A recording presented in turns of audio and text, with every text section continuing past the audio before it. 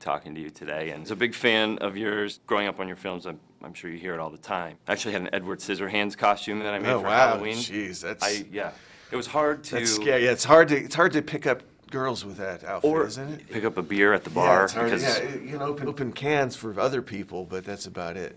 Dark Shadows is part of a trend in your filmmaking where you take beloved stories or other movies and kind of remake them through your own filter. And did you feel any pressure because Dark Shadows has such a rabid fan base? Yeah, I mean, and I was one of those people, but I think there's been some like issues. I've heard some chatter like, oh, making fun of it, but which is not the case. It's like I grew up on it, so it's done with affection.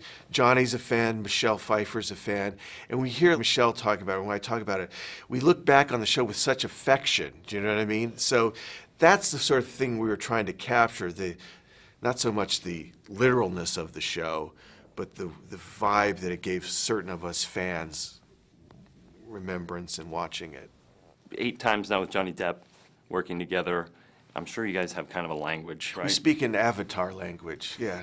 That language that they use in that movie is based on our communications of the last 20 years. The sex scene with Johnny Depp is your first sex scene in a Tim Burton movie? Well, we felt like we were making a low-grade porno movie, sort of. It's anytime you do anything like that, it's just got the weirdest vibe. But we enjoyed it. I think sex scenes are kind of absurd anyway, so we just started out on that premise, and so actually made it much easier.